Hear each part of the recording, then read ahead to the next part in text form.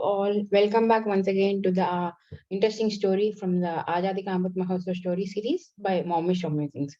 Today, I'm going to take you to Devabhumi, that is Uttarakhand, and introduce you to the bravest queen, or the queen, one of the greatest queens from 16th century.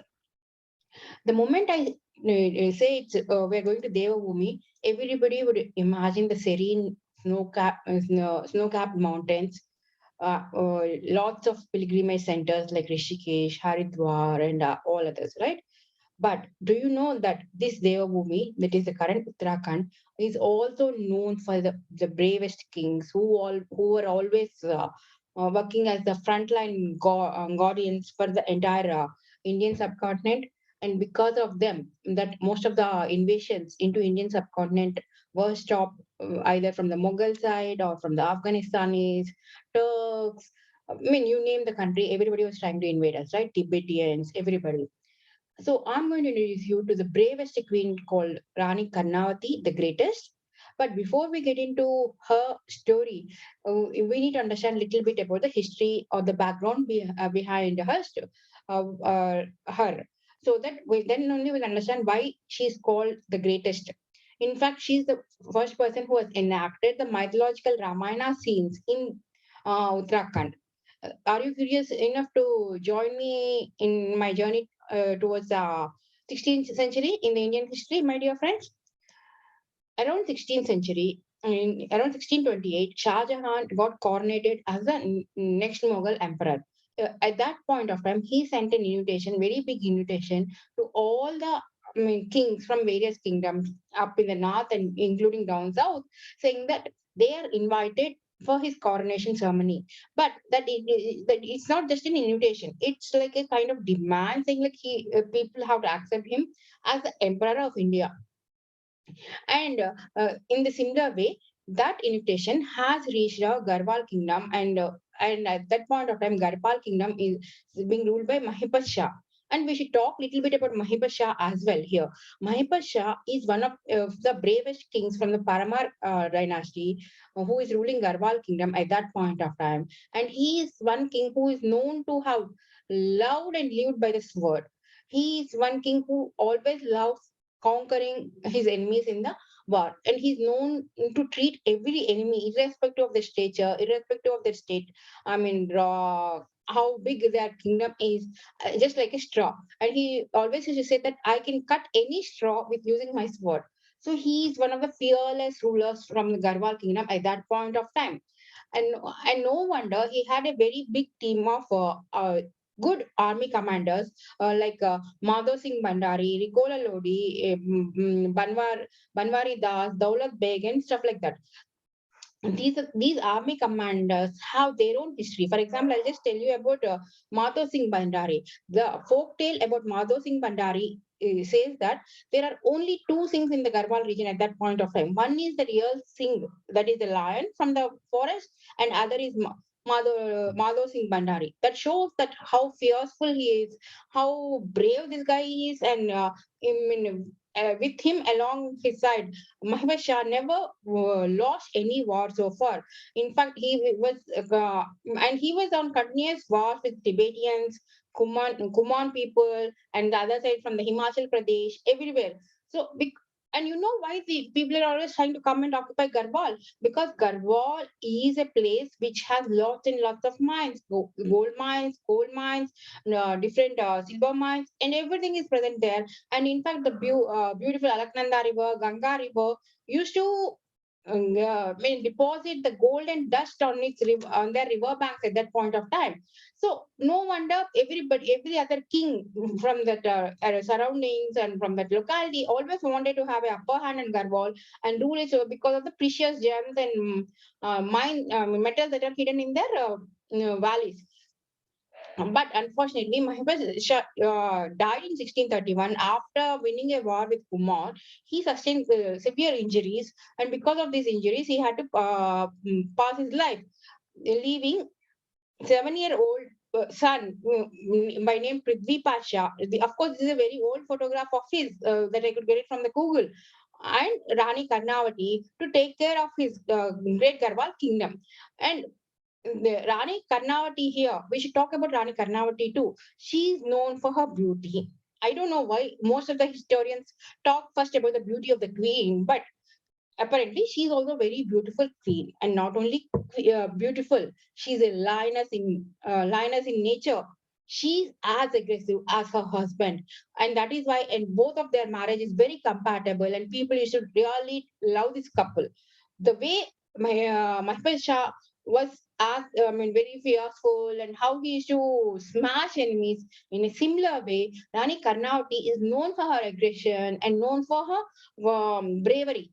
Of course, she didn't have to show it till the time Mahbub Shah has passed away. But when she took her reins of the kingdom, along with her good commanding team, team, she showed what is her true nature to all the people surrounding her. The moment Rani Karnavati took reins of Garhwal kingdom, all the people surrounding her, like from the Kuan, Tibet, Sirimor from Himachal Pradesh, all these people started attacking her, thinking now the Garhwal kingdom is on decline and they can easily capture Garhwal kingdom and they can enjoy the wealth and riches from that area. In the similar way, Nazakat Khan Nazakat Ali Khan, the army commander of Shah Jahan at that point of time, convinced Shah Jahan about her beauty and the riches that are available in that valley, saying that this is the right time to take revenge on Mahbub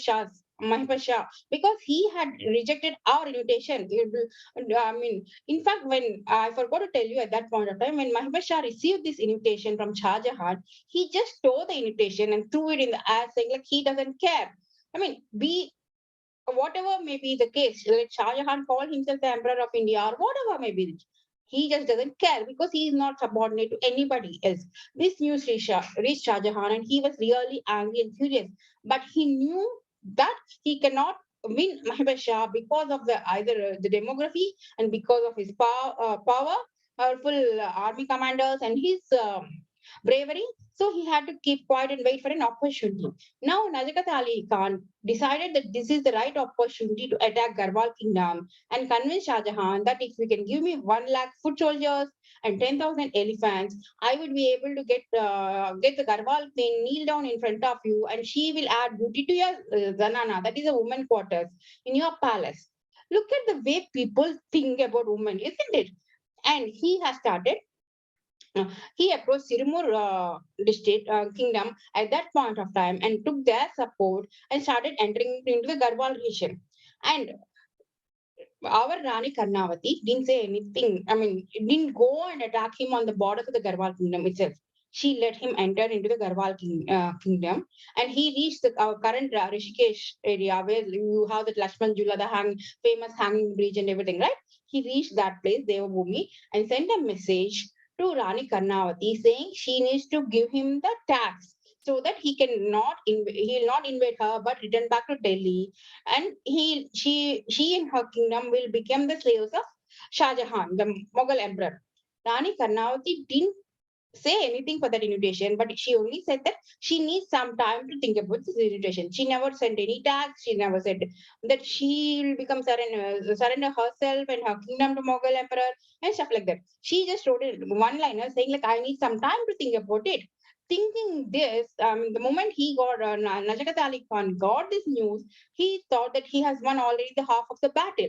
He was very happy. He rested for some time in the Devabhumi plains, and then he started going towards the that time capital Srinagar of Garhwal kingdom next, on the banks of river Ganga. You can see how steep the hills are on the Ganga banks, right? So they entered one of the passes, and at that time, Rani Karnavati has staged a dramatic play which was aided by the and supported by the nature as well. Interested, my dear friends? Yes. Rani Karnavati waited. The reason why Rani Karnavati has asked for time is that she and her army people could take big boulders up to the hills and waited for Najakat Ali Khan and his army troops to enter into the passes of the Himalayan mountains next to River Ganga. When they entered into those passes, they started rolling down the huge boulders on top of them. The moment the boulders started coming down and coming and rolling with high speed and falling on top of them, all the foot soldiers, the elephants, the horses, which are not used to ride, I mean, going in this tough terrain, were dying on the spot. Either they were dying on the spot or they were rolling down and falling into River Ganges and dying. There was a huge devastation all over the place.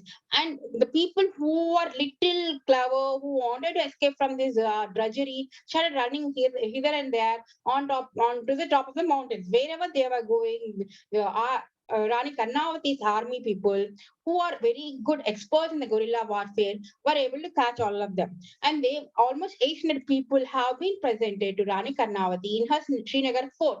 And once when they were presented, she said that she's not going to kill all of them. Surprise, isn't it? She told them that she will give them their life provided they cut their own noses on their own. Just to be with life, most of the Mughal soldiers had agreed to and started cutting their noses. Najakati Ali Khan didn't have any other way to escape because either he would have perished in the guerrilla warfare which Rani Karnavati has started, or he has to basically go and talk, have a peace talk with Rani Karnavati, and he is already present. He was already caught and he was brought to the Rani Karnavati's court, right? So he also had to cut his nose, which is like very humiliating, isn't it? All the 800 soldiers cut their noses, and only couple of them could, along with Najakati Ali Khan, had to manage to escape from the treacherous mountains, hilly terrain, the river, everything, and go back to Delhi. And after reaching to Delhi, they passed on this information to Shah Jahan, who got very furious. And I mean, some historians say that Shah Jahan had demoted Najakati Ali Khan to a very low level of the paying job. Or some people say that he has committed suicide. We don't know what happened to Najakati Ali Khan after that. But now you must be wondering. I already mentioned that nature also supported Rani Karnavati in her guerrilla warfare, isn't it? How she was supported. The time when people started, Rani Karnavati's army people have started rolling down the boulders from the top hills. There was a huge snowstorm, it seems, which was being quoted by one of the travelers, John F. Richards, in his book, that snowstorm with the pellets of the snow was as big as the marbles, small marbles which we used to play, kids used to play, isn't it?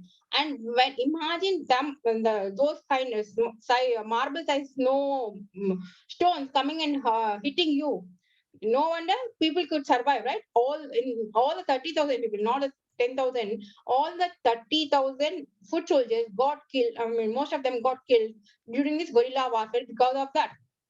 And so, even today, the Garhwal folk tales keep mentioning about her, saying like nobody can, I mean, basically take panga or take chance with Garhwal region because nature protects them. And there are brave people like Rani Karnavati, Mahibasha, and others who always safeguard Garhwal region. After she secured, Rani Karnavati secured Garhwal region from all the enemies, from Tibetans, Kumans, Sirmur kingdom, everything. She started focusing on on her administrative side. She's the first one who's built the Rajput Canal, because of which the water from the glacial rivers reaches Dehradun, and that is a starting point for the current capital of Uttarakhand to develop as a city, which we call today as Dehradun. And the canals which she built has started giving leads for water for the agriculture. The Of course, it might not be as big as the agricultural fields which we see in down South India, but people in Uttarakhand also started practicing agriculture because what is being available to them even in the remote locations. And she is one person who's promoted multi-religion, multiculturalism in her kingdom. And in fact, a lot of other people of other religions were also able to go and settle there. And she also encouraged art, poetry and everything. She was known to have conducted a lot of Vidwan Sabhas from all, by inviting all the various poets and experts from different fields from all over India, right, from Kerala, Tamil Nadu, then Himachal Pradesh, Srinagar, everywhere. And then these Vidwan Sabhas were kind of discourses and discussions that used to happen on different areas like philosophy, music, story writing, and everything for a couple of, and they used to happen for a week long period. And she was she has taken care of her people to such a good extent that people say that Rani Karnavati's period, or her reign, is known as the golden era of Garhwal. No wonder Rani Karnavati is called the Rani Karnavati the greatest. You know the nickname of Rani Karnavati? What is she known as? She is known as Nakati Rani, and in fact, this was given to her by the other historians and travel loggers who had documented her history in their books, not in our books. Unfortunately, our official history textbooks nowhere mentions about her story or how she has, ruled, catapulted her kingdom into the golden era period. All they mention is after Mahbub Shah, the next ruler of that kingdom is Prithvi Pasha. But in between Mahbub Shah and Prithvi Pasha, there is this period where Rani Karnavati has ruled the Garhwal kingdom, got its stability, and they had taken that, lifted that kingdom, which was a war-torn country, into the golden era, all because of her administrative deeds and her bravery. But as usual, our history books never mention even a single line about her. Italian traveler Niccolo Manuelli, in his book Mughal India, or Story of Two Mughals, and John F. Richards, in his book The Mughal Empire, describe the battle which she has fought with Nazakati Ali Shah and others with Tibetans and Kumans in a very minute detail, which shows how clever she is. And she always believed that half the battles have to be won only in the mind, not in the ground, because the region where she's staying is a very tough terrain to navigate, even for the trekkers. That we sometimes people feel tired to take all those torturous, tough climbs in the Uttarakhand hills, right? Despite knowing all that things, she was able to manage and conquer all her enemies from all the corners, and get her kingdom to a stability. That's all my is my story for today, my dear friends. I hope you like it. I like the name Nakati Rani, who has in who, which means basically she is the one who's cut the noses of the enemies. I mean, in fact, that is one of the most humiliating defeats which Shah Jahan has encountered in his life, and that is the reason why Mughals have stopped going to Garhwal after that, because they knew that they cannot conquer Garhwal at any point of time because of the demography and because of the brave queen that she was there. They know that she will have trained her next generations as well in the similar way. So please do let me know your comments, and I'll meet you tomorrow with once again another interesting story. Till then, bye bye.